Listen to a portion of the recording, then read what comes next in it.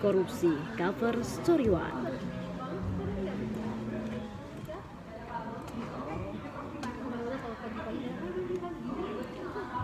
Juliari Peter Batubara barangkali dilanda lupa. Lupa bila dirinya pernah berjanji akan seamanat mungkin dalam menyalurkan bansos. Pun Juliari lupa bila penyaluran bansos diawasi sederet penegak hukum. Dugaan korupsi Juliari terkuak.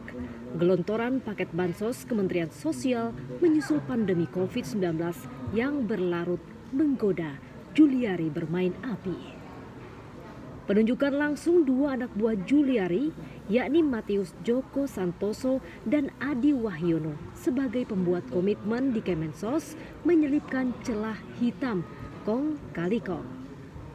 Modus dugaan korupsi Juliari terbilang konvensional, walau kesannya sekedar mengutip Rp10.000 dari setiap paket bansos sembako, namun volume jumbo berupa jutaan paket sembako inilah yang diincar Juliari.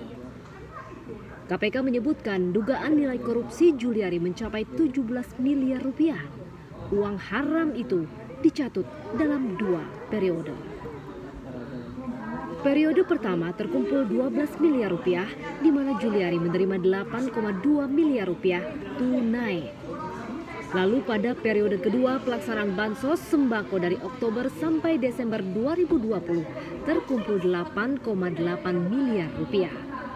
Juliari diduga menggunakan kutipan Rp17 miliar untuk keperluan pribadinya. Di balik pengungkapan KPK itu, pertanyaan menggelitik mengusik. Benarkah hanya Rp17 miliar yang dikutip Juliari? Jika Juliari diasumsikan mengutip Rp10.000 dari setiap paket sembako, maka benarkah hanya ada 1,7 juta paket sembako yang dikutipnya? Sedangkan merujuk pada anggaran paket bansos sembako yang disebut-sebut mencapai Rp5,9 triliun itu, maka dimungkinkan menghasilkan paket sembako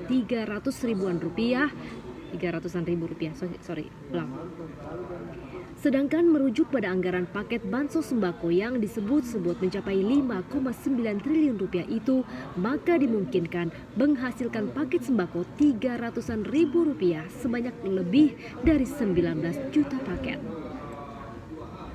Tahun anggaran 2020 ini, Kementerian Sosial di bawah komando Juliari disebut menerima lebih dari separuh total anggaran pemulihan ekonomi nasional terkait bantuan sosial. Besarnya Rp127,2 triliun dari total anggaran PEN Rp204,95 triliun. Dari anggaran itu, Rp6,8 triliun diantaranya dialokasikan untuk program bansos sembako Jabodetabek. Lantas, bagaimana realisasi penyaluran bansos sembako itu ke warga? Tepatkah penyalurannya?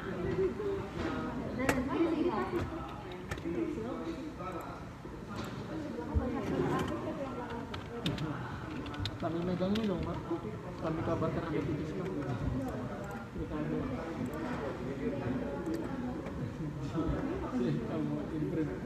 Segmen 2, kita masuk ya.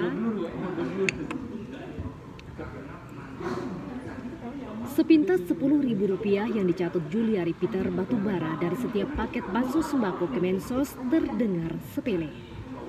Jika dibandingkan dengan nilai setiap paket yang dibanderol Rp300.000 itu, maka Juliari mencatut sekitar 3/100 dari nilai paket.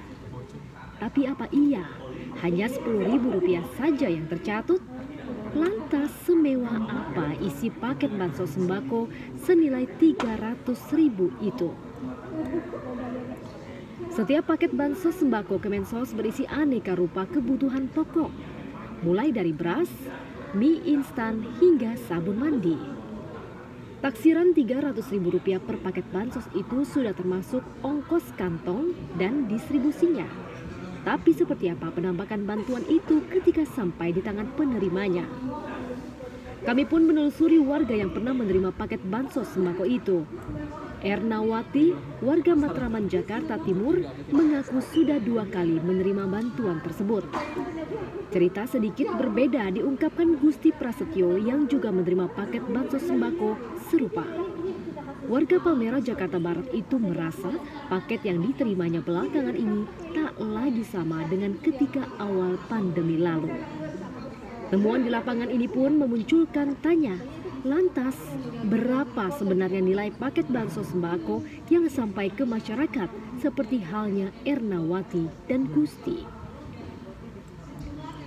Dengan asumsi setiap paket telah disunat Rp10.000 untuk Juliari serta Rp30.000 untuk kantong dan pengiriman, maka masihkah nilainya setara dengan Rp260.000 ataukah jauh di bawah itu? Gusti dan Ernawati hanyalah segelintir penerima bansos sembako Kemensos yang awam dengan intrik-intrik culas ala Juliari. Jika terhadap rakyat kecil saja tega berbuat seperti itu, masih pantaskah Juliari mengibarkan panji sebagai pembela wong cilik?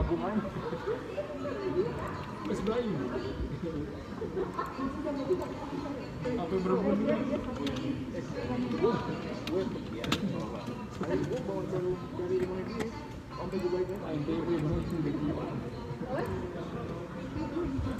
Segmen 3. Komisi Pemberantasan Korupsi lagi-lagi mendapat tangkapan besar. Setelah Menteri KKP Edi Prabowo, kini giliran Menteri Sosial Juliari Batubara yang dicokok Komisi Anti Rasuah itu. Menariknya, berbeda dengan rekan sekabinetnya yang terlebih dahulu ditahan, Juliari disebut-sebut bisa saja disangkakan pasal hukuman mati. Pasalnya, bukan tanpa alasan rumor soal jerat pidana mati menghampiri Juliari. Pasalnya, politikus PDI Perjuangan itu diduga menerima suap fee bansos dari dana pandemi yang tengah melanda negeri. Dalam pasal 2 ayat 2 Undang-Undang Tipikor disebutkan bahwa seorang koruptor dalam keadaan tertentu bisa saja dijatuhi hukuman mati sesuai aturan yang berlaku seperti dalam keadaan bahaya ataupun bencana. Di tengah polemik soal pasal yang disangkakan kepada Juliari Batubara, aroma politik pun tak kalah menyeruak di ruang publik. Mungkinkah bakal ada kompromi bagi kader partai penguasa dalam kasus korupsi? Terlepas pasal apa yang akan dikenakan, toh penegakan hukum Terlepas pasal apa yang akan dikenakan, toh penegakan hukum memang sudah sepantasnya diberikan pada para pejabat negara yang menyelewengkan uang rakyatnya. Maka sudah selayaknya KPK memberi hukuman yang bakal memberi efek jera agar kejahatan serupa tak kembali terulang. Jeng jeng. Terima kasih dan terima kasih.